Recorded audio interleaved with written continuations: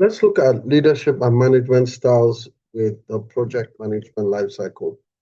So, how does the project manager's leadership and management style change at different times in the project? That's what we're looking at. So, at the beginning of the project or early in the project, probably during initiation, the project manager is directing, telling people what needs to be done in the project. When the project gains momentum, it becomes a coach, trying to bring out the best from the team. When significant work is complete, it facilitates, and during closing, it supports. And these are the things that we see for a project manager. And let's talk about the eight different management styles, and we have them here. So when we talk about autocratic managers, this is a management style where the project manager takes a no-nonsense approach to the project. And we say autocratic managers have unlimited power and authority, which means the project manager uh, has a lot of power in the project, and they can, they don't take nonsense from anybody in the project. They can easily dismiss anyone from project. Then we have the charismatic leadership style. Charismatic managers have an appealing personality that makes team members enjoy working with them. So you may have you can take a charismatic management approach where people love working with you.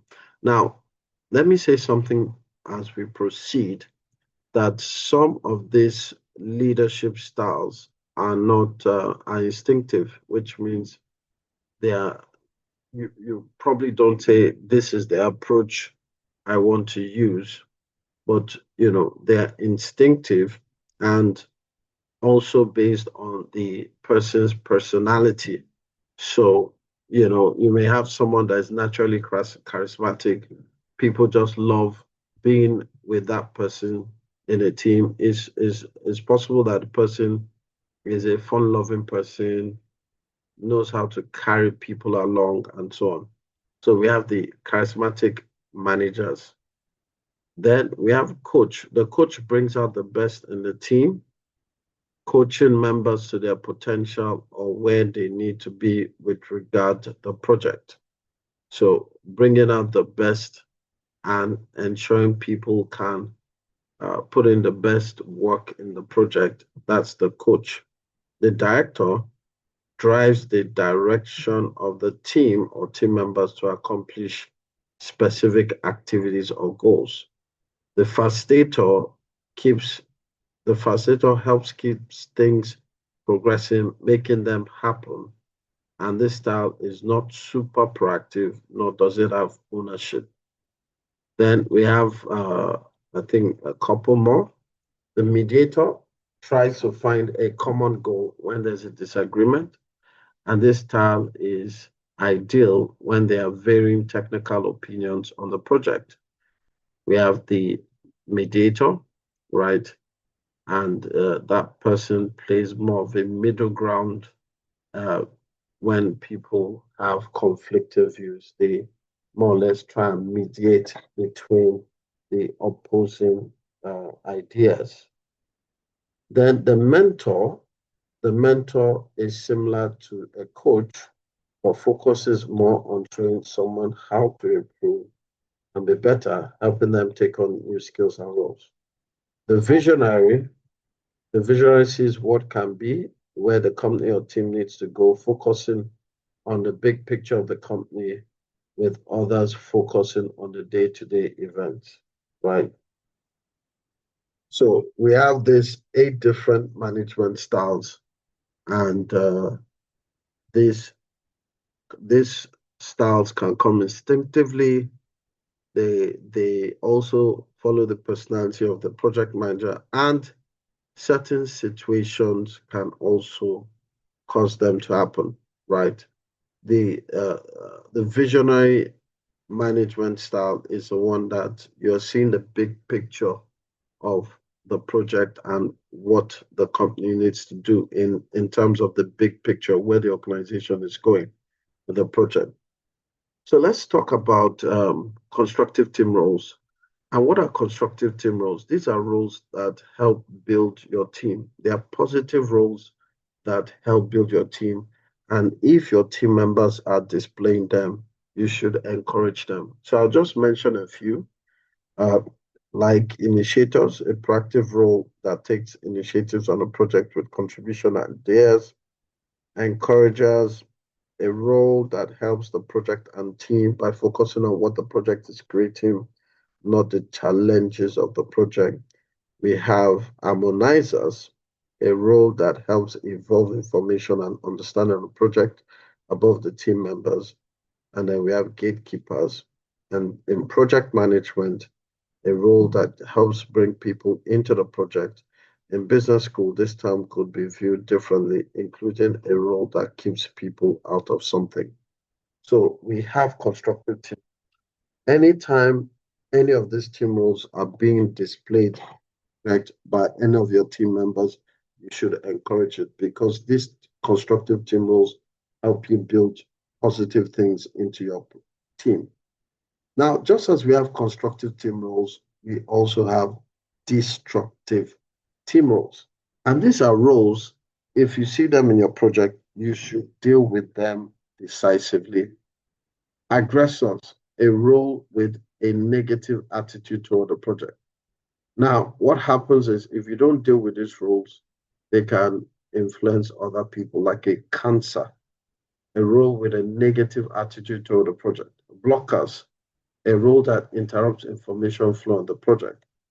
Withdrawals, a role that is non-participatory on the project regarding information and project issues. Recognition seekers, a role that looks at the project first to see what they can get out of it. Topic jumpers, a role that doesn't stay focused on the primary topics of focus and conversation. Dominators, a role that consumes project communication and focus with their own views without considering others. I normally call dominators people with superiority complex that feel that nobody knows anything apart from them. It's a destructive team role. Devil's advocate. Now, devil's advocate is a role that contradicts popular views or opinions about the work of project. Now, in more recent text books, project management textbooks, we see that the devil's advocate it can be a constructive team role.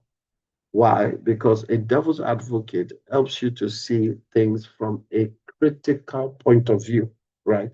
It helps you to see things from a critical point of view, and it can be a constructive thing to have a devil's advocate on your team. The only thing is, if you have a devil's advocate, you should know how to manage them. Now, let's talk about different power types. At the beginning of this course, we talked about the project manager's power, right? We talked about the project manager's power. And one thing about power is the ability to make people do things they will not otherwise do. Now, we're looking at types of power, types of power. And for you to be successful managing projects, you must have that power to be able to tell people to do things. So we're looking at different types of power. Now, the first one that we have is called formal power. So this is also known as legitimate power. It is the type of power that comes from senior management at a company, authorizing you to be the project manager and whatever authority comes with it. Then we have reward power. Reward power is the best form of power to use. With reward, someone receives a benefit for doing something. So a type of power is reward. That means you give people benefits when you do the right things. And we also have what we call penalty. Yes, penalty is also a power. Penalty is the worst form of power to use. With a penalty, people experience negative impact if they don't do what is desired, right? So just as we have the best form of power, which is reward, the worst form of power is penalty. Yes, it's the worst form of power, but sometimes it's needed, right? It's the worst form of power, but sometimes it's needed, right? It's a power type, and we use it as well. Expert power is the form of power in which the project manager must earn on their own. So expert power um is not it's a power that is earned, not a power that you can just receive anyhow. Is earned from experience or expertise. With expert power, the project manager is perceived as an expert on the subject by those on the team, by the company. So when we when we talk to experts, the reason we listen to them is because they're experts. So when a consultant comes into your project, right, and you listen to the consultant, right, it's because they're experts and you listen and do what they say, right? So that's expert power. So listen, let's look at an example. We need to listen to what it says regarding project management. He has 20 years experience in it and is a PMP, is an expert in project management. Referent power. This is the type of power that comes from an attitude or presence that a person has and the corresponding type of influence this person has on the team. It could also come from someone who would align with other people in a powerful position at the company or on the team. So, referent power is where you align with someone in a more powerful position. So, you are getting things done, but through another person's power, right?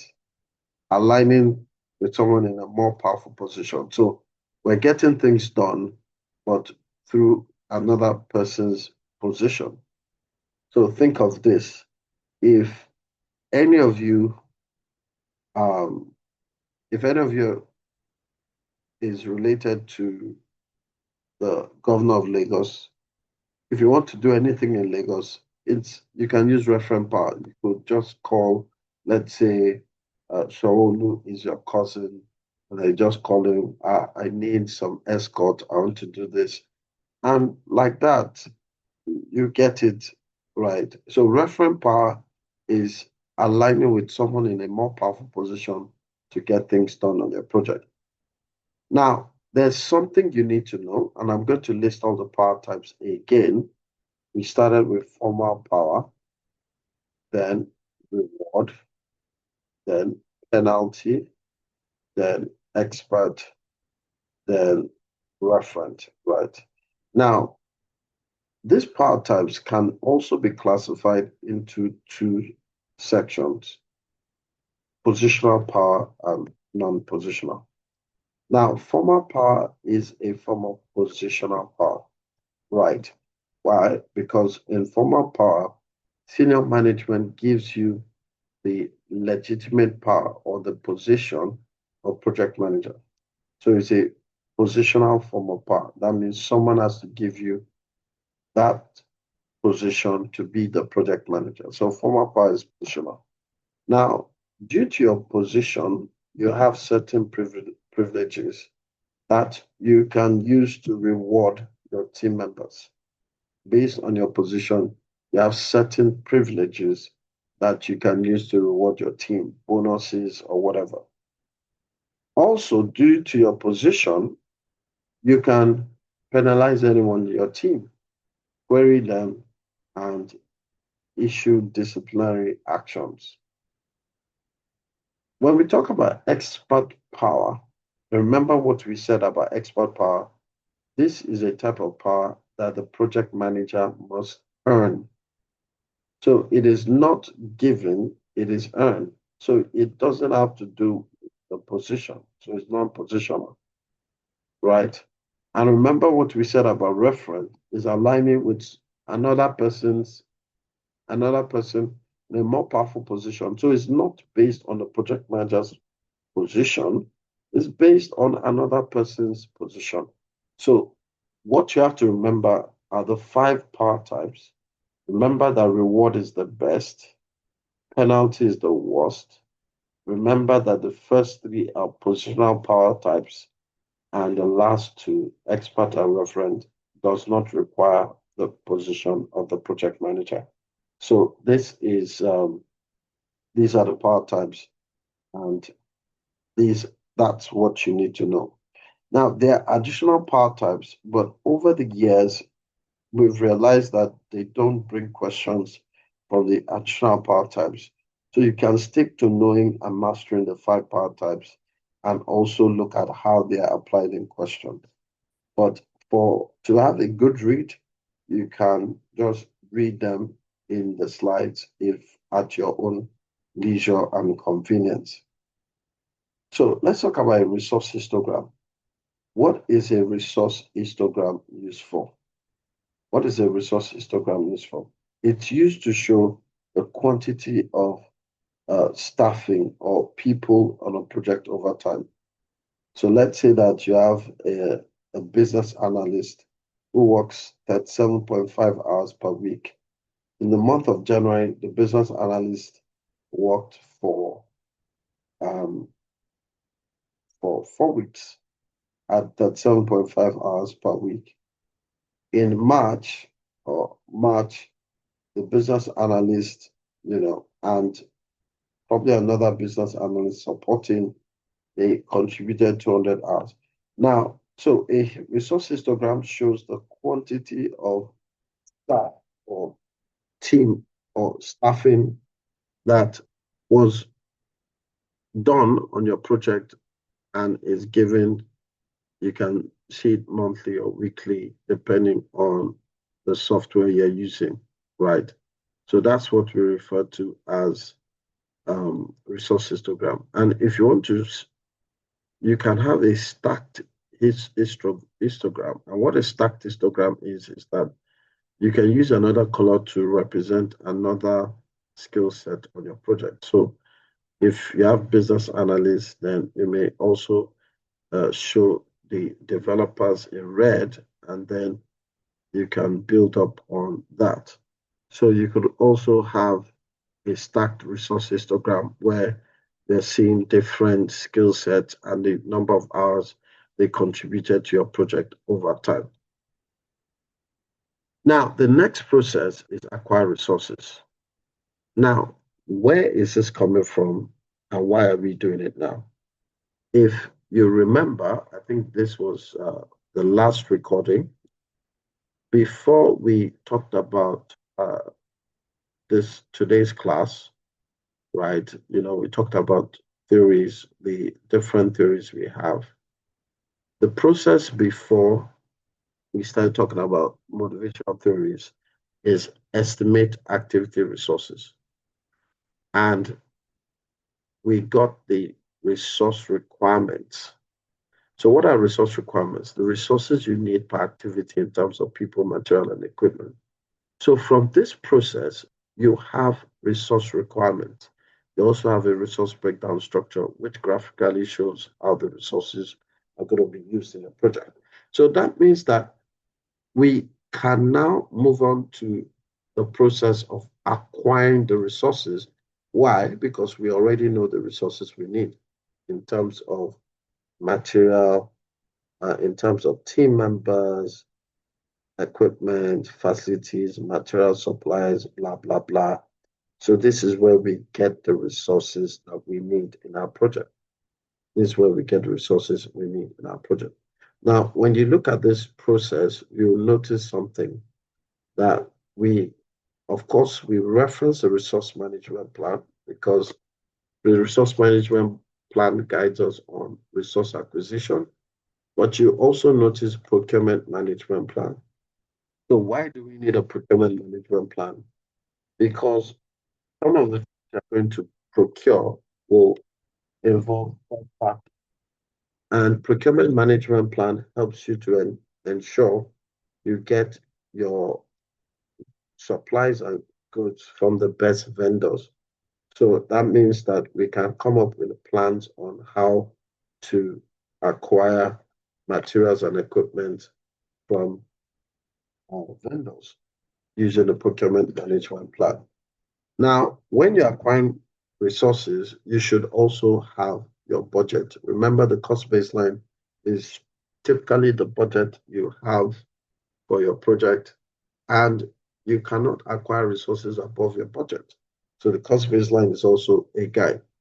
In acquiring resources, we need to know when those resources will be needed. And the only way we can do that is through the schedule, looking at the project schedule. So we acquire resources in line with the project schedule. We also have the resource calendars. And when we talk about resource calendars, this is where we look at the availability of resources. So you check the availability of resources. So let's say that you want to hire a tractor for your project, right? You need to clear some piece of land. Now, before we can get that tractor, we have to check whether the tractor we want to lease will be available for when we want it. So we check the availability of resources. Then the resource requirements are the people, material, and equipment that we've estimated that we need to get in order to carry out our project activities. Now, stakeholder register is where we look at stakeholders who have influence over resources within our organization. And what do I mean by stakeholders that have control of resources? So you could have a resource manager or a functional manager or even project, program, or portfolio managers that have access to some resources that you need in your project. So you look at stakeholders that have control over resources that you may need in your project. We look at enterprise environmental factors, and two things come to mind in terms of internal EEFs: the capability, having capable resources internally is one, and then availability of resources is also an internal factor. Then we look at policies, processes, and procedures that influence resource acquisition from the organization. Okay, that's organization, process, assets. We can also look at historical information. So let's say that you've done the project before. We can look at historical information to see the resources that was used in that previous project. It's also under organization, process, assets, because historical information is classified under organization, process, asset. So when it comes to acquiring resources, we have decision making, and this is where we look at different factors in selecting resources, especially human resources. So what are these factors? We look at ability, we look at competence, look at skill, we look at interest, and look at cost. So when you're interviewing people for project roles, these are some of the factors you may want to interview them on. Do they have the skill or ability or competence required to play the role? Are they even interested in the project? And how much are they willing to collect, or how much remuneration are they looking at for working on that position? So these are different factors that you can easily get from an interview. Then we have interpersonal and team skills, and this talks about negotiation. So what does negotiation do? Is where you negotiate with other managers that have control of resources. So it could be that you're negotiating with a resource manager or a functional manager. Maybe you need someone in a particular department and you want to negotiate. Now, these, when we say negotiation. It could also be with another project manager. So you have a resource, but that resource is another project. You want to negotiate to get that resource. Now, please note, negotiation is negotiation, which means it's about give and take. In some organizations, you might even need to pay for that resource, even though it's the same organization. I remember there was a project manager I was mentoring in Canada in a government health institution, and in our project, needed to um, she needed to work on change management for the project. And in that government health institution, they actually have a department for change management in the organization. So while she was working on the project, she had to come up with a change management plan. So I asked her, she should speak to people in that department that they should assist you.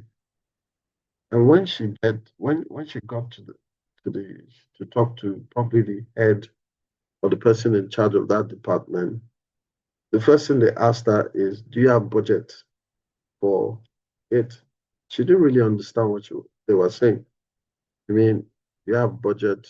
Yes, we have a budget for the project. No, the person said, "Do you have budget to get someone from our department?" Which means getting a dedicated team member from the department was going to cost money, and that money will be paid to that department. So when we talk about negotiation, it's possible that you're actually paying for team members or staff, even in the same organization. And this is something called cross-charging in accounting. Yes, it's the same organization.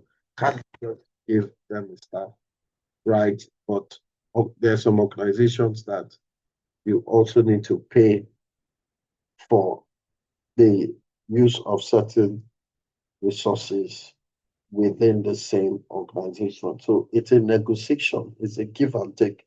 Oh, let me have this guy for 2 weeks, and this is what we'll do. Or let me have him for 2 months and we'll take care of his salary. It's a give and take, and it comes out of project budget. Now, pre-assignment. So when we talk about pre-assignment, what we're saying is that um, in pre-assignment, people can be what do you call it? People can be assigned to the project before it starts. That's what pre-assignment is. People can be assigned to the project, which means um, a certain staff can get a mail today that in October by this is January, by April, you should report to the project office because you've been pre-assigned to a project, right? And this is January. They are getting the mail in January showing that they are being drafted to a project in April. That's pre-assignment. So you can get team members, right, by pre-assigning them to your project after you've ensured that you've secured them. Then virtual team. So one way of getting resources is that you can use resources virtually. And I'm talking about people, right? You can use resources virtually, right? So we can use virtual teams. We can assemble a team that work virtually. Now, as a result of acquiring resources, we have what we call physical resource assignments. Physical resource assignment is where we look at um, the resources, right? Physical resources like materials, equipment, facilities that have been acquired. So anytime you see physical resources, it's primarily material equipment, but it can also include facilities and supplies, but this materials and equipment. So that means in this process, this is the process of acquiring material physical resources. And it's in this process you also acquire the team members. Remember what we said, right? That this knowledge area breaks resources into two categories: team resources, which are people, and physical resources, which are materials and equipment. Now, once you've acquired the resources, you can also create resource calendars. What does resource calendars mean? Resource calendars show the time that your resources will be working on the project. So next Wednesday, we see that the carpenter is going to be working for 2 days. That's a resource calendar. Resource calendar shows time people will work project, right? The team members will be working on the project. That's a resource calendar. Now, if you look at this process, you'll notice that we actually mentioned resource calendars twice. One at the beginning, but we're checking resource calendars for the availability of the resource before we acquire it. The resource calendar as the output is a calendar you create after acquiring materials. So that means you have them for your project, and then you're now showing the times those resources will be working in the project. So there are the two resource calendars, input and output, have different functions. So let's move on. Now, you've gotten a team from the last process, acquire resources. We now have a team.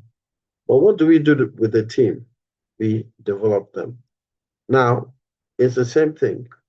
You have, well, coincidentally, Nigeria is playing African Cup of Nations, and they're doing well, right? I think they are either in the quarterfinals or semifinals. But you see, even as the team formed, the coach had to train them. So when you get a team as a project manager, you still have to develop the team. And what is developing your team? I've mentioned one of it, training, is the process of improving competencies, skills through training, team member interaction through team building, and the overall team environment to enhance project performance. So if you do not develop your team, project performance can suffer. That means the project itself can suffer. So in other words, this is where training and team building are done to enhance team performance. Training and team building are done to enhance team performance. The key benefit of this process is that it results in improved teamwork, enhanced interpersonal skills and competencies, motivated employees. So team building training helps you to motivate your employees, reduce attrition. What is attrition? Attrition is the rate at which people leave a team. On very large projects, you could find contractors or consultants leaving based on the working conditions, including team members. They may just look, I quit, pay me up, and let me go.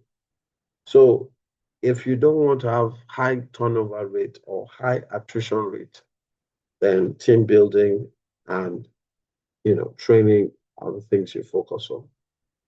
And then in essence, when you have improved interpersonal skills, competencies, motivation, what that leads to is improved overall project performance. Why? It is people that drive your project. The project does not drive itself. So when you develop people, you develop your team, they drive performance.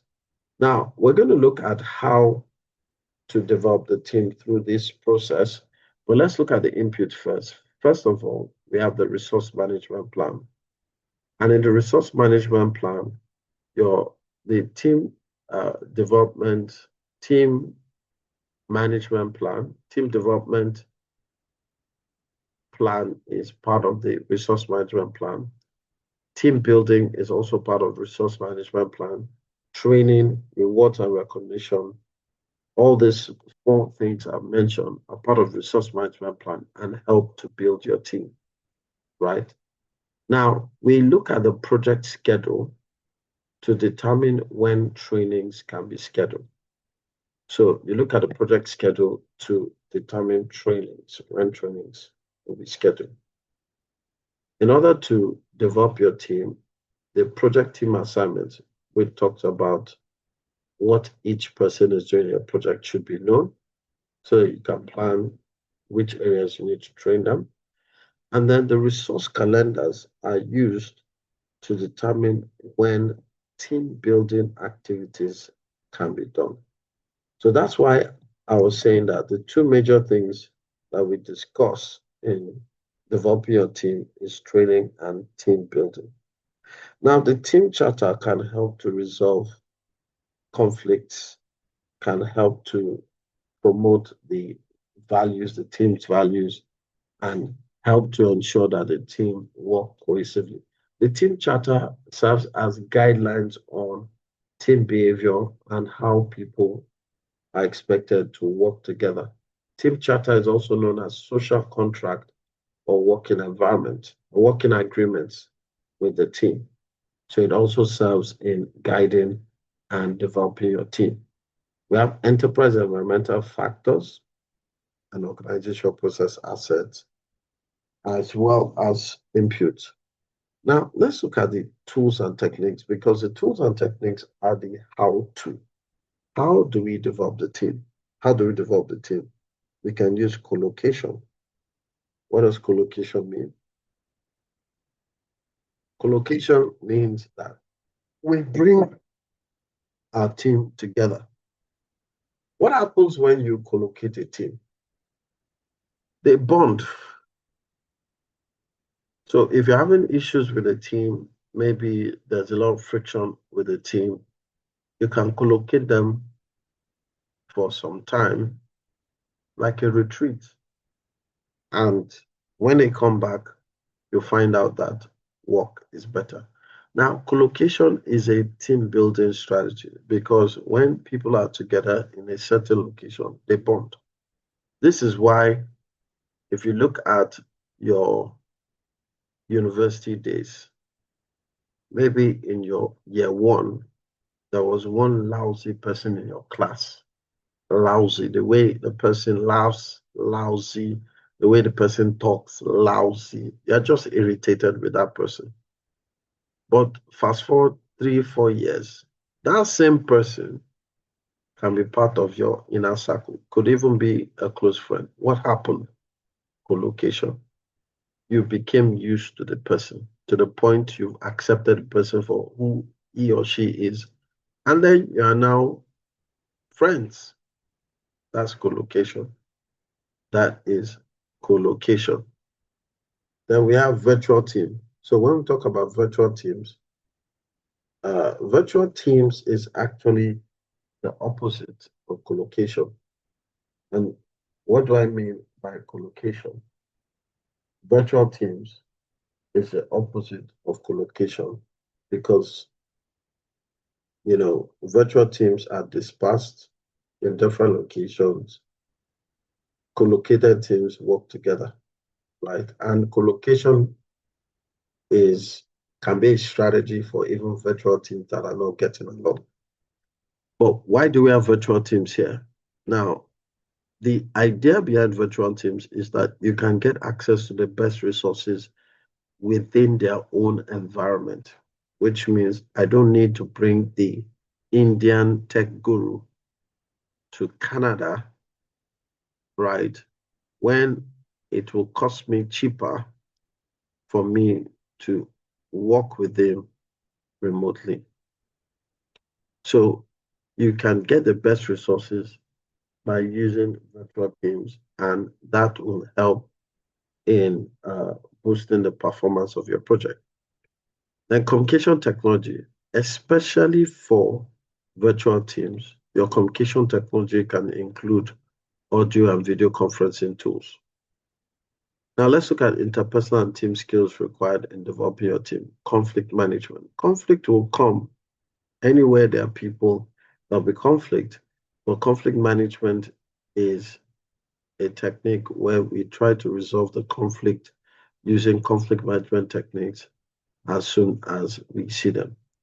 The project manager has to be able to influence the team members by ensuring they have information on, you know, information on what needs to be done. Another way we can look at influencing is this. When you are managing a team, it's possible that some of your team members are coming from some departments that are not directly linked with the project.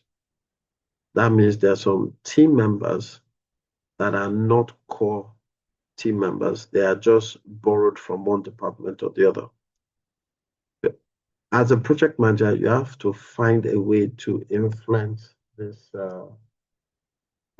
other team members, right? We have to find a way to influence those somewhat external team members so that we can also work with them. Motivation. Motivation is your responsibility as a project manager, and we can use motivation to ensure that your team members are keep being optimistic and motivated for the project.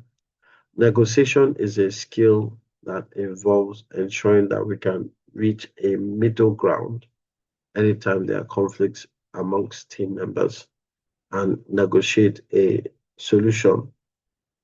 Team building is where we try to promote trust within the team, and you can get an expert or experienced team builder facilitator to help build your team. Recognition and rewards. Now, recognition and rewards is part of the recognition plan where we look for ways to reward and recognize those who have achieved a certain performance target. Right, recognition and rewards can include giving maybe a bonus for reaching a target, or probably sending your team members for a movie night or dinner just to reward them. Training is another technique, and in training, you are trying to improve the competence of team members, their skill levels. We can do individual and team assessments like a DISC test, and we assess their performance, right? And then meetings. And when we talk about meetings, this is where we have meetings with our team and also look at how to improve our team. So this is the output called team performance assessment. And this is where we assess the performance of the team. For example, how well are they collaborating with each other, their skill level, assess their skill level and competencies. And this is done after you've implemented the developed team tools and techniques. So after you've done training, team building, and other tools and techniques, we can now assess the performance. And this assessment can also include the level of attrition. Maybe it was high before, now people are staying in the project. The team performance assessment is where we assess the performance of the team after you have implemented the tools and techniques to develop your team. Now, based on your assessment, you can now make certain changes or change requests, which means you can now decide that you want to take some of your team members for additional training or look for ways to improve the team performance of your team members. So that's what we call develop team. That's what we call develop team. Now, the whole essence of developing your team is to build your team so that they can enhance performance. Now, when we talk about team building, we have something called form, storm, non-perform. And form, storm, non-perform is also known as Tuckman's ladder. It's called team development life cycle. Team development life cycle. What does that mean? It's the life cycle of how you form a team to the point where the team performs. This is called Tuckman's ladder, or you can call it Tuckman's team development life cycle. So let's look at the life cycle. Where do teams start from? From forming the team, right? So let's say you have a project and you need team members. The first place you're going to start is forming, right? You form the team. You look for the people who can do the work. You form the team. Then afterwards, what you notice is there'll be storm. Now, you're getting people from different backgrounds. There's likely going to be storm because they have their different preferences of doing work. They have their own way of, best practice and so on. So storm comes in. Let me use a football example, right? Let's say you want to form a football team. Where do you start from? You scout the positions and look for the best players that can play the position, like keeper, striker, and so on. So you form the team. But let's take the Nigerian scenario, right? So when you're forming a team, you will go to the local league and scout for players.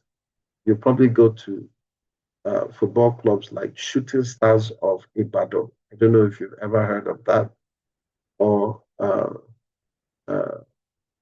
Rangers of Lone Rangers of Aba, or El Kanami Warriors. These are football clubs in Nigeria that you probably may not have heard of. But as a good coach, you start from the local league and then go to Premiership, that's the UK. You go to La Liga, that's Spain. You go to top leagues in the world and you get your team. So picture the Nigerian team made up of people from local league, foreign leagues, and they now want to start practicing together. What's going to be happen? Storm. Some of the players, what they earn per week is what some other players earn in 3 years. And we want them to play together. Some of them, their their their rehearsal routine is so intense that others are disgusted.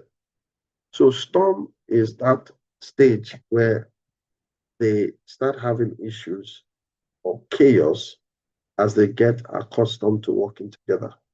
So that's the storm phase. Norm is where they get used to each other and they accept themselves for who they are. They just normalize. Everybody gets used to everybody. This is who this person is. This is how they play. And they just normalize. It is after they normalize that your team can what?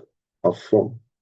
Perform is where the team works as a unit. They're not playing like individuals. You don't have a group of you don't have a group of players, you now have a team.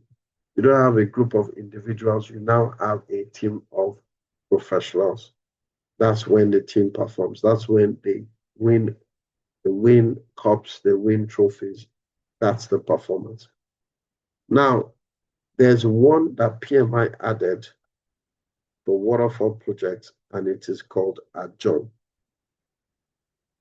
So what does agile mean? Of course, whatever tournament is being played, the World Cup. In the case of Nigeria, we're currently playing the African Cup of Nations. When the African Cup of Nations end, what's going to happen? They will adjourn. Everybody will go back to where they're coming from. When your project finishes, what's going to happen? Everybody will go back to where they're coming from. So PMI added adjourn for the sake of waterfall project. But guess what? For agile projects, we don't have adjourn because agile projects can continue indefinitely, as we will see. So now that we've developed the team, the next thing we want to talk about is how to manage the team. How to manage the team. Right?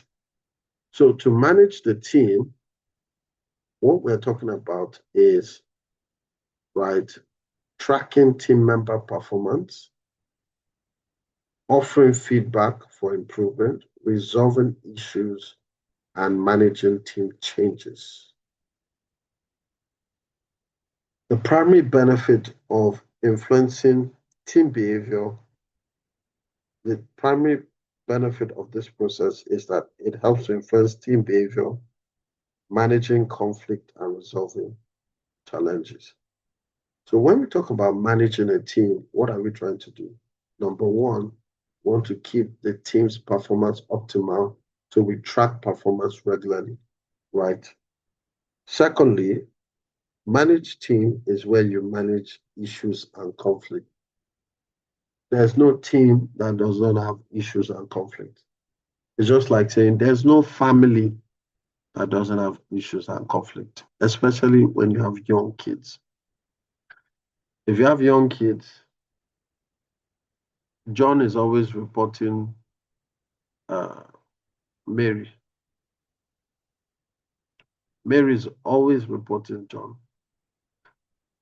You will find that there's always conflict. So manage your team also involves managing conflicts and issues, right? Tracking team performance over time and looking for ways to give feedback on improvement, on how your team can improve. Now, look at this. You'll notice that in the input, we have issues log. And of course, these are issues that have come up that your team have raised and you need to resolve. So manage your team is where you resolve issues and conflict, as well as tracking the performance of your team. So we have lessons learned. So whatever we've learned in previous areas where we manage the team, we can come up with lessons learned, right? And look at lessons learned to see how we can improve team management or performance management.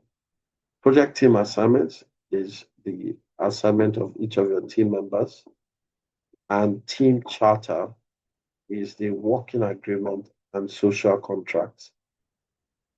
One advantage of the team charter is that it helps to determine how conflict resolution will be addressed. And of course, conflict is one of the things we're talking about here.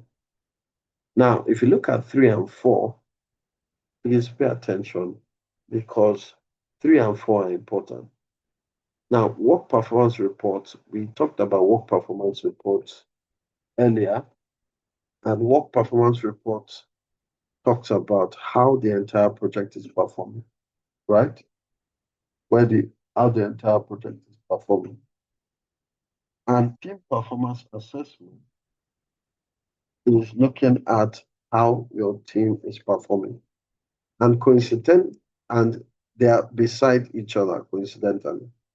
But it's important they are beside each other. Why? Because if your team's performance assessment is low, then work performance reports will be poor. I don't know if you get what I'm saying. If your team performance assessment is high, then you should expect your work performance reports to be good. Why? It's the team that drives the project, and the result of the project are work performance reports. So that means we can compare team performance versus project performance, work performance versus team performance. So we also, one of the things we track is team performance, and we're tracking team performance to see how it's influencing work performance. And that's why you need to manage your team. We have enterprise environmental factors and organization process assets as inputs. So let's look at tools and techniques, or let's talk about how do you manage your team. So one of the tools and techniques is conflict management. One of the critical things in ensuring that your team maintains good performance is your ability to manage conflict anytime it comes up. So the ability to manage conflict is what we refer to as conflict management. We also talk about decision-making techniques. Being able to make decisions, right, is by ensuring that you've gathered information, and being decisive can also help to direct your team, especially when it comes to difficult situations. Emotional intelligence is where we look at the morale of your team members. We look at the morale of your team and team members. So emotional intelligence is, where you look at how the team's attitude, you look at the attitude of your team and team morale. In managing a team, we should be able to feel the temperature of the team and know when to push them and when not to push them. Influencing, so when we talk about influencing, this is where we influence team members that are not part of the core project team. Then leadership is where we talk about communicating the vision for the project. Sometimes when people see the vision of the project, they actually can cooperate with the project manager to ensure things are done. Then we can use a resource management software to manage your team. Now, in managing your team, changes may be requested. Changes like removing someone from the team or moving someone to another unit. And that is basically the changes that occur when you're managing a team. So managing a team helps to ensure performance does not drop, as well as resolving conflict and issues within your team. So let's look at, conflict is one of the major themes in managing a team. And what I normally tell people is if you manage a family, it's the same thing as managing a team. A family is a team, right? So your ability to manage conflict is crucial in managing your family, just like you manage a team. So conflict is one of the major themes that you need to deal with while managing your team. And we are going to look at sources of conflict and look at conflict management techniques in the following slides. So the greatest source of conflict comes from scheduling problems and scarce resources, while the least source of conflict is personality, right? Personality is the least source of conflict on projects, and the biggest source of conflict is scheduling problems. Not being able to agree on a schedule can be a very big problem. Now, interestingly enough, do you know that we're experiencing a lot of scheduling problems where, because of the conditions, right, we're actually debating on the schedule. Oh, should we do this? Should we do that? And we've had that since I've had to change the schedule. So it could be one of the biggest source of conflict. Or let's say that Sean or Fisayo, maybe one of you are, you're starting, maybe you do a shift work and now you're going to be working at night and it's now not going to be convenient at all. It could be a big problem, right? But thank God it's not really a big problem.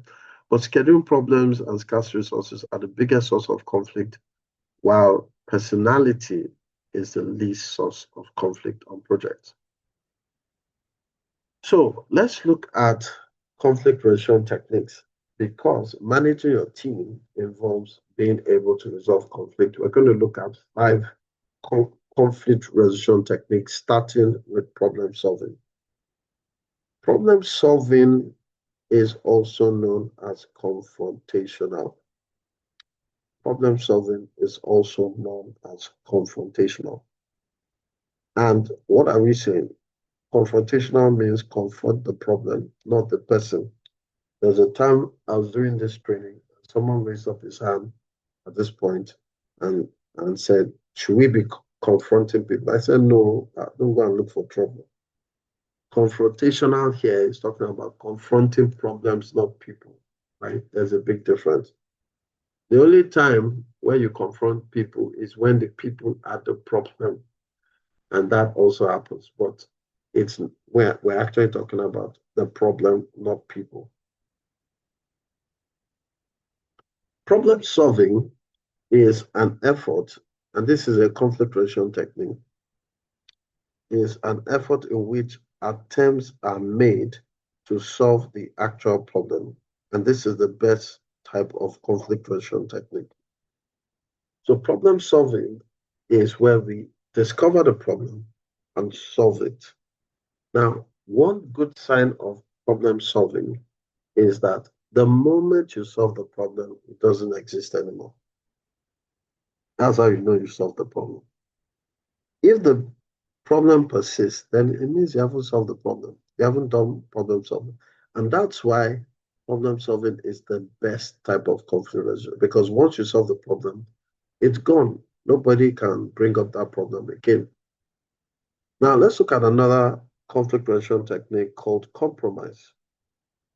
Compromise is an activity during which an attempt is made to get everyone involved to give or concede a little to find a common ground and resolution. Compromise is sometimes viewed as undesirable because everyone giving something up can potentially cause the solution not to meet everyone's need. So compromise means we have to find a middle ground. Sometimes compromise may not be desirable by anybody because we have to give something up. Now, let me give an example that shows the difference between problem solving and compromise. So let's say that you're into real estate development, right? You're into real estate development and you have 2 teams of workers. Team A, and you want to build 2 houses, 2 units per time. So in team A, you have 10 workers or 10 members. We have 10 members. In team B, we also have 10 members. Now, the problem, and I'll define the problem, is that each of these 10 members need shovels, and there are only 10 shovels. There are 20 people, but only 10 shovels.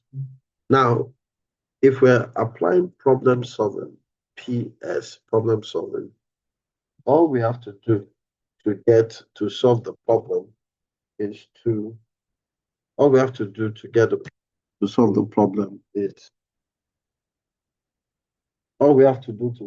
problem is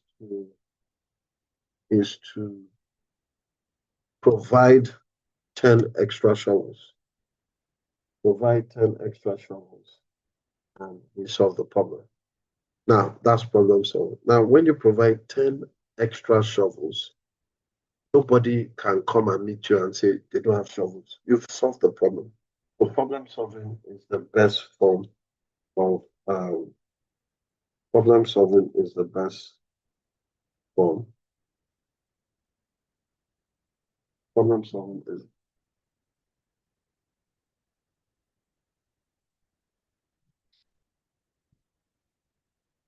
So problem solving is the best form of conflict resolution. Now, Let's employ compromise. Remember, compromise is reaching a middle ground.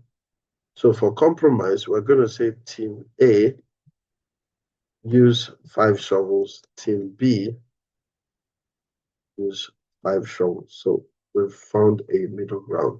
You have to share the shovel. So you can see that problem solving is different from compromise and is better because with problem solving, nobody's going to complain after you've solved the problem. Compromise, a lot of people are going to groan. What kind of working conditions are these that we don't even have enough equipment and they want us to work? So that's what compromise is. And I just decided to use this example to describe the difference between them. All right. Then we have what we call forcing. Forcing is an action in which a direct order to resolve something is given. It's typically the worst type of conflict resolution technique. Forcing means that we make people do something, right? And it's the worst type of conflict resolution. Let's look at the example given us here. You will stop using that software and switch to the authorized version, or you will not be around here for long. That's not just forcing, that's a threat. So the person is being forced to use what is the right software, right? But that's forcing, forcing the person to. Smoothing is an attempt to focus on the positive and distract the attention from the negative. Smoothing is an attempt to focus on the positive and distract the attention from the negative, right? So when we talk about smoothing, we are talking about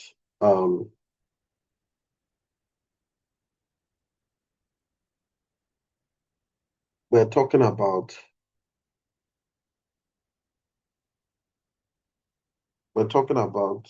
distracting,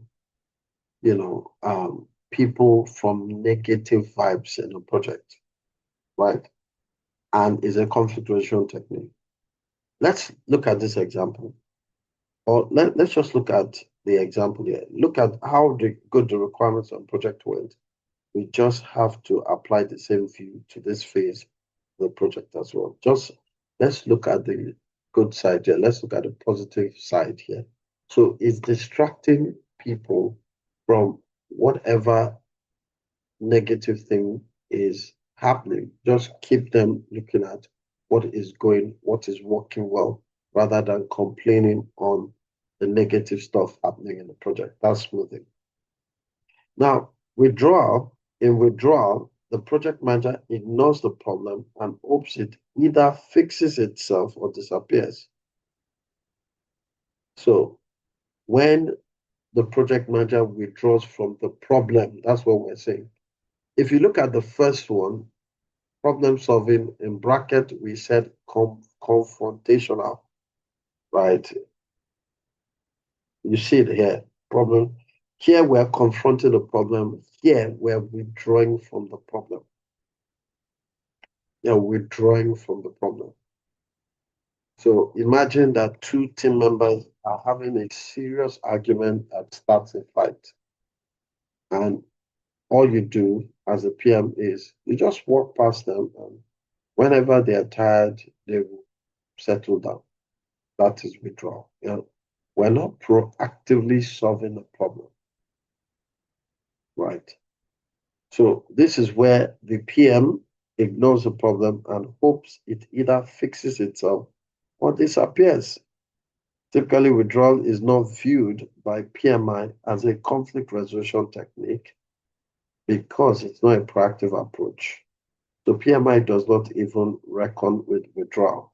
It's not proactive enough for PMI. So it's not the best. And don't forget, we've talked about the best conflict resolution techniques, which is problem solving, and the worst is forcing. So let's talk about reward and recognition. Now, part of the resource management plan is reward and recognition. In fact, it is actually under recognition plan. in the resource management plan. So you have your recognition plan, and within the recognition plan, you determine how you want to reward and things you can do to recognize performance, reward and recognize performance. So things like maybe giving a plaque or giving something to boost the morale of your team. Now, reward and recognition helps in optimizing team performance, right? Helps in team development and optimizing team performance. So when people are rewarded, they usually feel happy and want to do more. So key pointers for a reward and recognition system. The such system need to be defined, but they also need to be adaptable because different things motivate different people. Different things motivate different people. It could provide compensatory time for vast overtime hours work or paying for a certification test or training, right? A successful reward and recognition system is possible when management follows through on its promises. So the first thing I'll say about the reward and recognition system is that it must be adaptable to everyone in that team. Why? Adaptability means that, or let me even use the word attainable just to make it better. So it should be attainable to everyone in the team, right? So such systems need to be defined, but they also need to be adaptable because different things are attainable. Now, if you set a reward for something people cannot attain or adapt to, they're just wasting your time. Let me give an example. So let's say that your team produces 500 units of a particular product per day. Maybe you're in the manufacturing sector. Your team produces 500 products per day. And then you want to set a performance, a reward and recognition system where you are going to reward them if they produce 2,500 units per day. From 500 to 2,500. Nobody is going to go for that, right? Because it looks crazy. But let's say that you tell them that if they can hit a target of 750 units per day, they'll get a bonus. Yes, now we are talking. So they can stretch themselves, maybe produce an extra 250. This is attainable. So don't set systems in which people cannot attain the reward. That's what we're saying. Don't set systems by which people, as they hear it, they are closing, they are just shutting their mind. Look, is the person you want to kill you are looking for. Just imagine saying that to Yoruba, all right? It's the person they want to kill,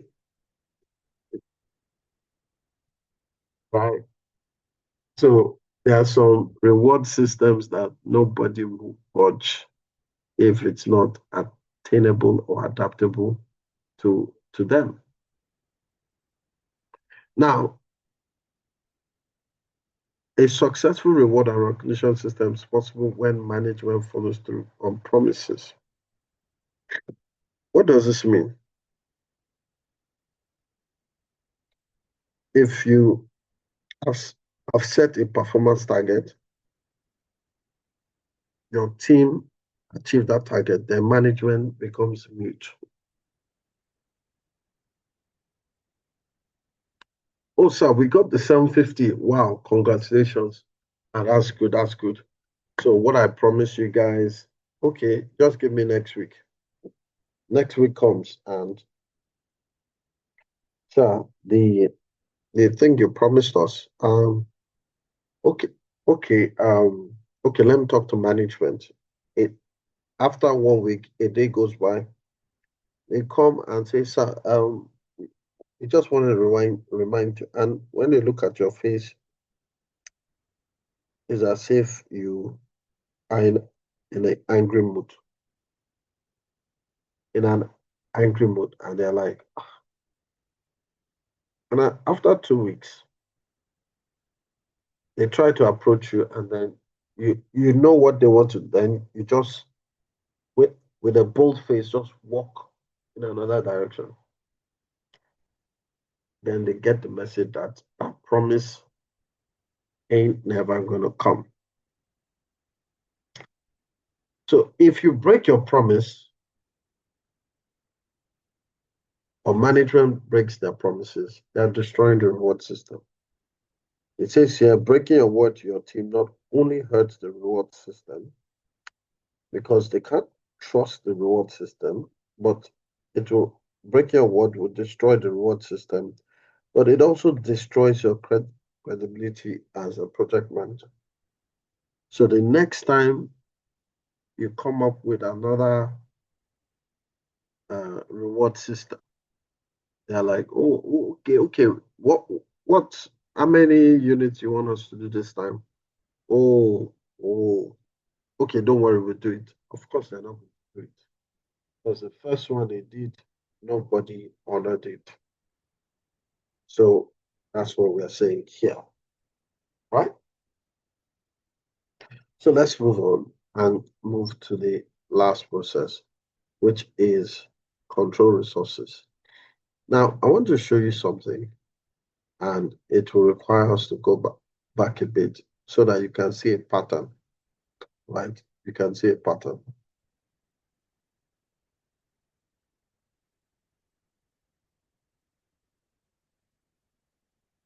Now, so what happened after we estimated resources? We got the resources, and acquire resources is where we got team members and physical resources, right? Then after acquire resources, we now focus on the team members. And we talked about how to develop the team. We talked about how to manage the team. So that means two processes have gone towards developing and managing your team performance. The last process in this knowledge area is focused on physical resources, the materials and equipment. So control resources is the process ensuring that the project's physical resources, what are we talking about? Materials and equipment, are assigned and allocated as planned. So control resources is where we, number one, right, ensure that the project's physical resources are where they ought to be, where they've been allocated to be. It's also where we monitor the plan versus actual consumption, resource consumption, and we take corrective actions as needed, right? So this is all about physical resources. And what are physical resources? Your supplies, your materials. In a construction project, the physical resources will be cement, sand, granite, all the things that are supplied, all the equipment you use. So if you look at this again, number one, we are checking that the physical resources are assigned and allocated as planned.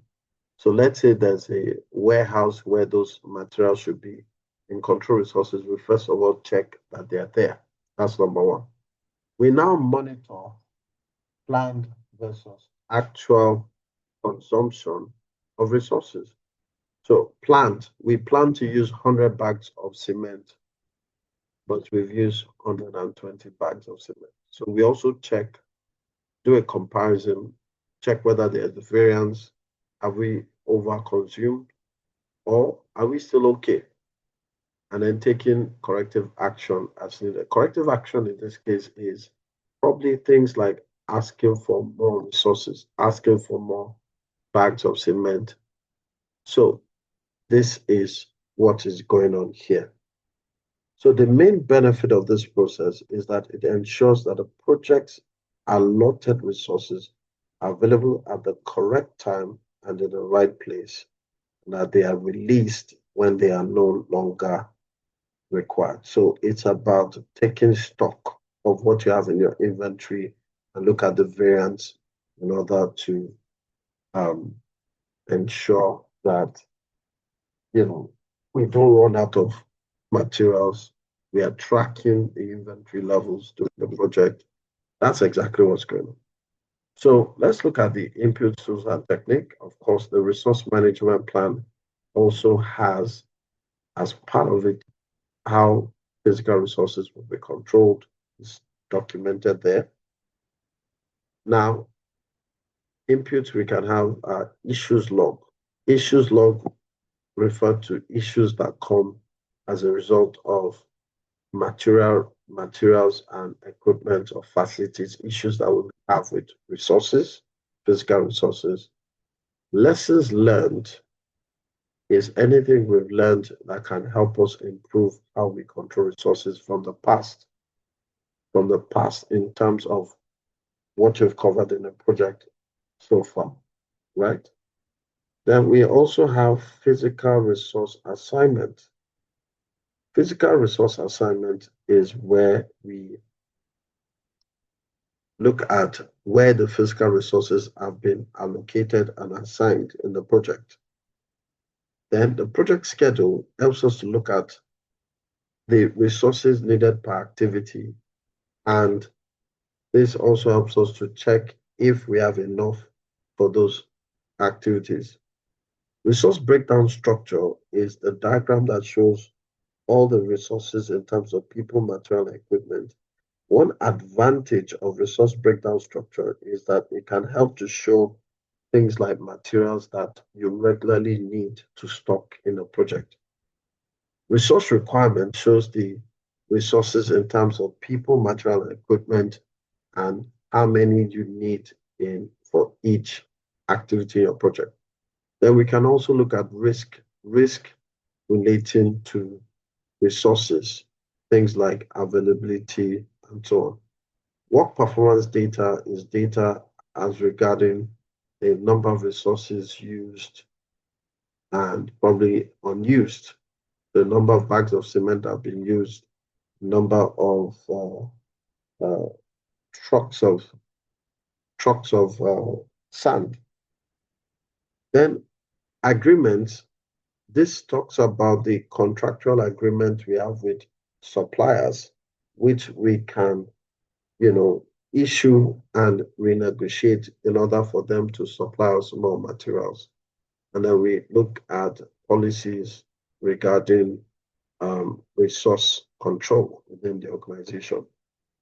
Now, alternative analysis is where we look at alternative resources that can be substituted for the ones we're currently using. Another thing that we look at when we're looking at alternatives is the cost benefit analysis. So if you have several alternatives, it might be that we found cheaper materials that are stronger or better than the ones we initially have. So when you have alternative materials, then we look at the cost benefit analysis of the alternatives to justify whether we should change the types of materials we're using or not. Performance review is where we look at how we are performing in terms of resource control. Performance reviews is where we look at if we are over consuming or under, over consuming. We review the performance of the resources that we're using in the project.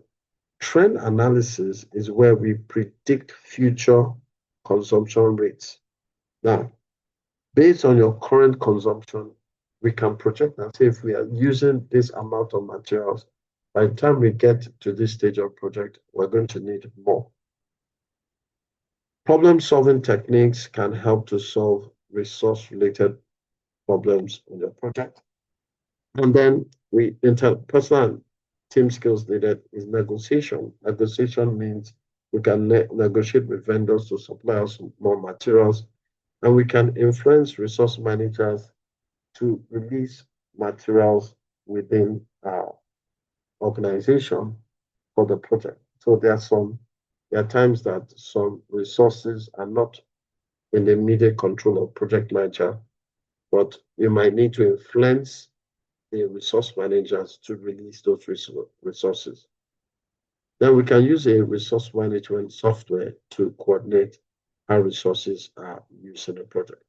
Work performance information can now give us the total number of resources used in the project and also resources that have not been used.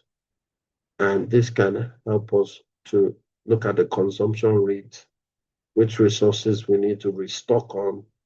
And this process is just to ensure that we don't run out of resources and we can consider alternative ways of replacing resources in a project.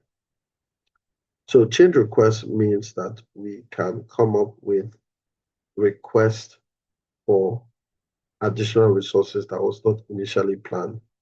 And if your change request is approved, your cost may go up and it can impact your schedule baseline. So controlling resources will continue until the project ends. And that's what we're looking at. Your resources, you manage your resources, you control your resources. But this process is focused on physical resources, not people. The previous two processes, develop your team and manage your team, are the processes that deal with how you manage people. This is not people. This is equipment. This is material. And that's the end. So we've come to the end of the resource knowledge area. But before we come, let's just do a recap. So where did this knowledge area start from? One, creating a resource management plan. That's where we have plan resource management. That's the first one. So we created the resource management plan and team charter in the first process. We also talked about the RACI matrix here. RACI. Then we have the second process, estimate resources.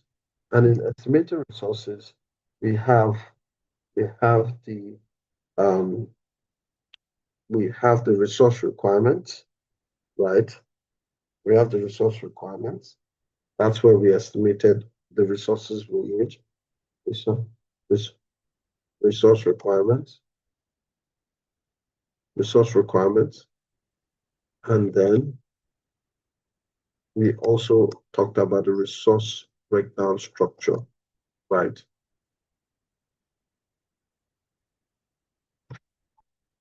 That is the second process. The third process was where we acquired resources, and acquiring resources, the output of that process was team physical resource assignment.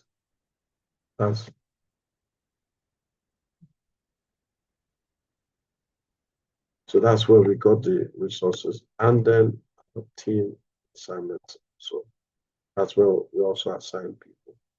The fourth process is where we develop the team and the team building and training for our team members. The fifth process was where we managed the team and looked for things like conflict resolution, problem solving, issue management, performance tracking.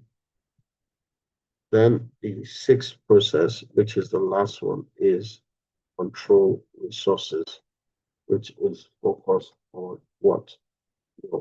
Physical resources.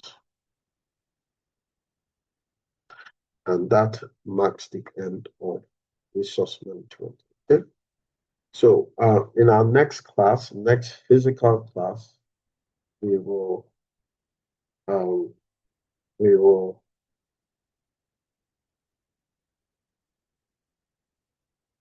do a quiz for resource management. But let me just move on to the next knowledge area, since it's still within my time range.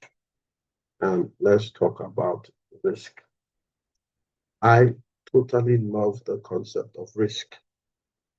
Why? Because there's nothing like a risk-free project. It doesn't exist. The concept of a risk-free project doesn't exist. There's no project that doesn't have risk. And you will see why I say so in a few minutes. So, looking at the definition of risk, risk is an event. Risk is an event. So let's break down the components of the definition. Number one, risk is an event. It's something that can happen. And that event has some degree of uncertainty, which means it's not a certain event. It's something that has a probability of occurring. But that event can also potentially impact project objectives, right? So when you look at the element of risk, it is an event that has some degree of probability of occurrence and can potentially impact project objectives. So we can now see two main elements of risk, probability and impact, right? Two main elements of risk is probability and impact, right? So that's what a risk is. Let me give an example. So let's say we schedule a meeting tomorrow in maybe in a particular location, Canada, right? Maybe in one of the hotels in Canada. And I say that I'm going to meet you by 12 noon tomorrow, your time, right? So we now heard on the news weather broadcast, weather forecast, that it's going to rain heavily from 10 a.m. to 12 noon. And the time we want to meet is 12 noon. And you've heard that broadcast. Now, that means that broadcast has brought a risk to us. And what is that risk? Rain. Rain is the event that it might rain heavily between 10 a.m. to 12 noon. So that is a risk. A risk is any event that can affect project objectives. And what is our objective? To meet at 12. If it rains heavily, then it means that it can affect our meeting by 12. So it could be anything. It could even be a bird flying over that can cause a problem, right?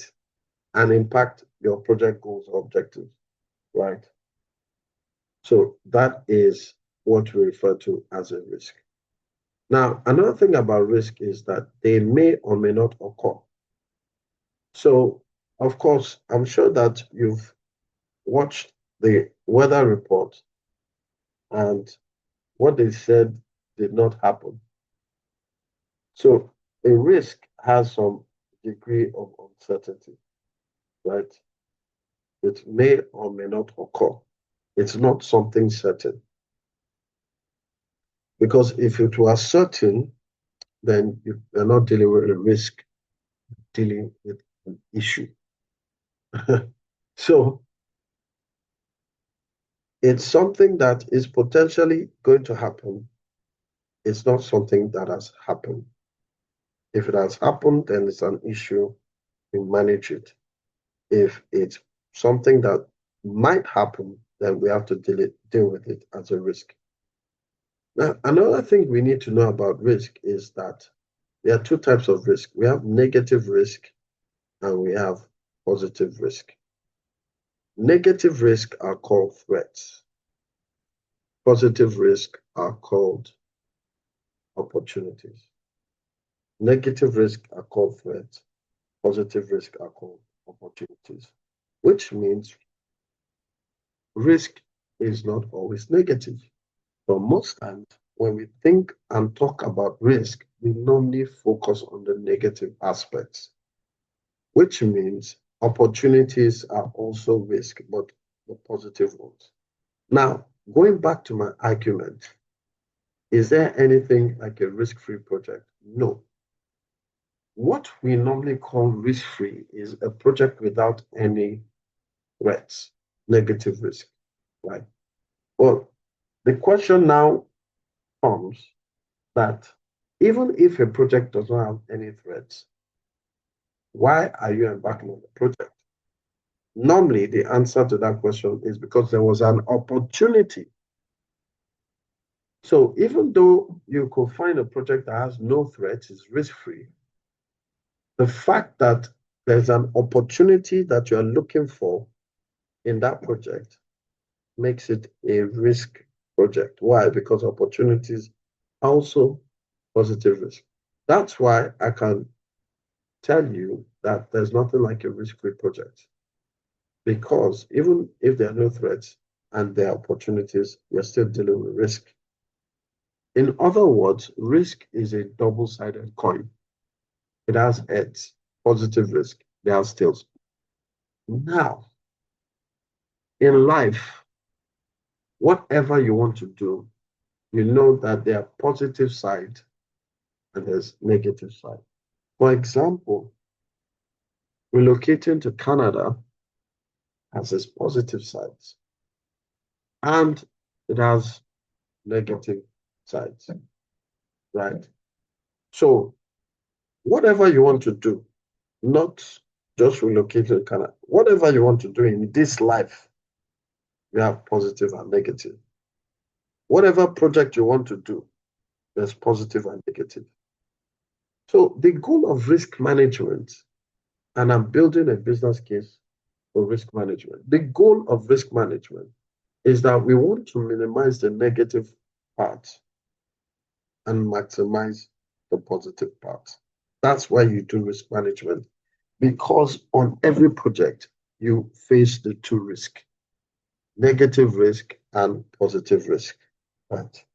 You want to maximize the positive risk and minimize negative risk so that your project is successful.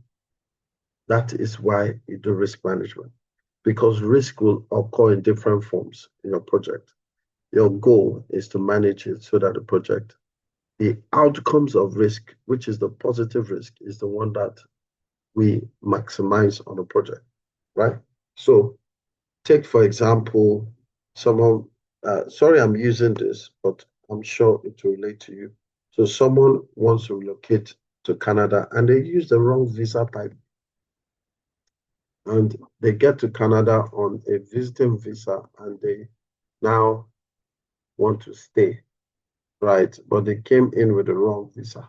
So yes, there's an opportunity to stay in Canada for as a using tourist visa, but that doesn't mean that. You understand what I'm saying? So positive risk and negative risk exist, and in order to manage your project, you need to manage both of them. Right? That's where risk management comes in. So the first process is plan risk management. Now, right now, I'm sure we are used to PMI processes. Most knowledge areas have a plan, including risk. And the risk management plan is the plan we create that helps us to identify, analyze, and respond to risk on a project. In summary, it also helps us to determine the level of effort that will be required in responding to risk on our project. So the risk management plan is what we want to achieve here, right? So when we talk about plan risk management, where do we start? We start with the project charter. Why? In the project charter, you have high-level risk identified in that charter, high-level risk, right?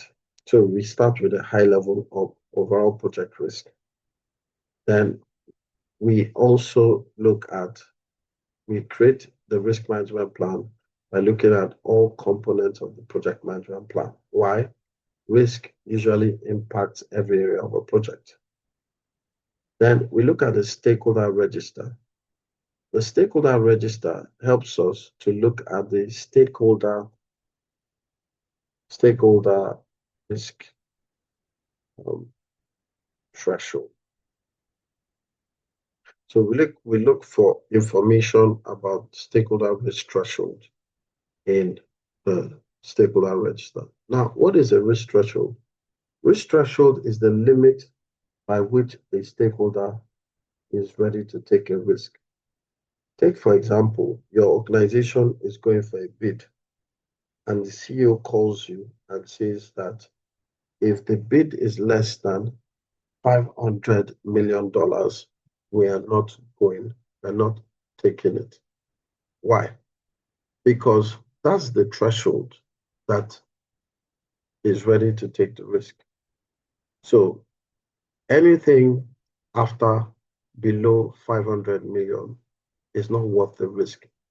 That's the threshold of your CEO. Is not willing to take that risk for anything less than $500 million. That's a threshold. The limit of which we can take risk is a threshold. So we want to analyze the risk threshold of stakeholders in order to create a risk management plan. Then we have enterprise environmental factors.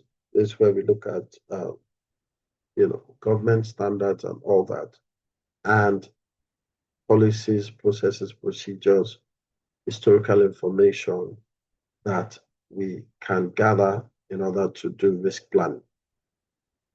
Expert judgment. A risk expert can actually help us to create the risk management plan. So any individual or group that has knowledge about risk management techniques, tools, and so on can help us to create the risk management plan. Then we have what we call stakeholder analysis.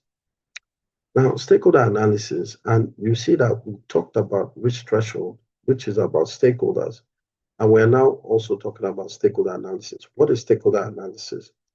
Under stakeholder analysis in the PMBOK, you see stakeholder risk appetite. So what you're actually analyzing is the risk appetite of stakeholders. Now, what's the definition of risk appetite? Risk appetite is the willingness of stakeholders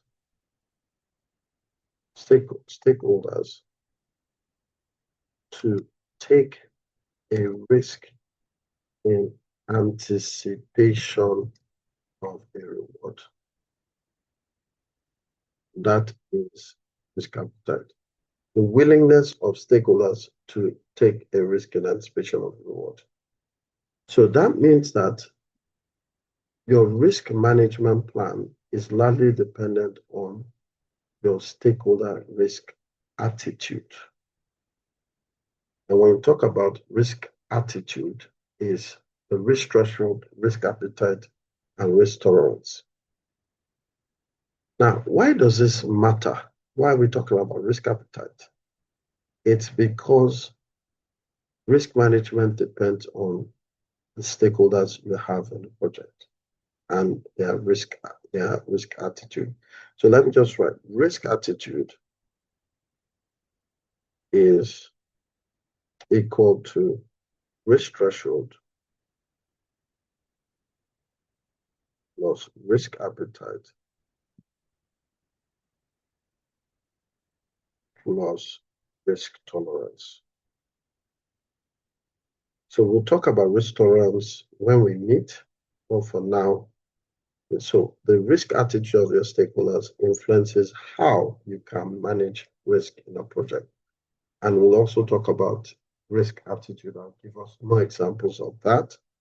But let me just talk about what the risk management plan includes. So we can have meetings with stakeholders in order to create the risk management plan. The risk management plan has a number of elements. Number one is this is where you determine your risk strategy and your overall approach to responding to risk, identifying, responding to risk, and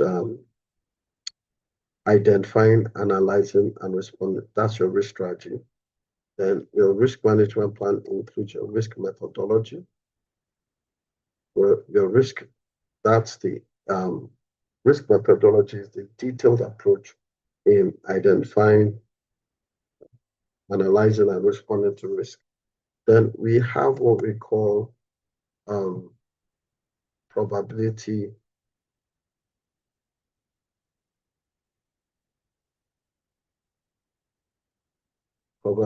and impact matrix, which helps you to rank risk in your project.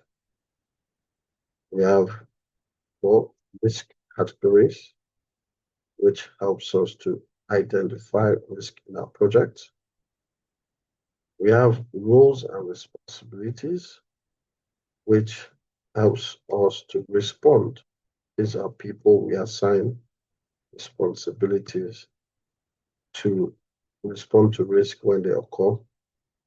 We have, let me just look for some space. Another thing that we have in the risk management plan is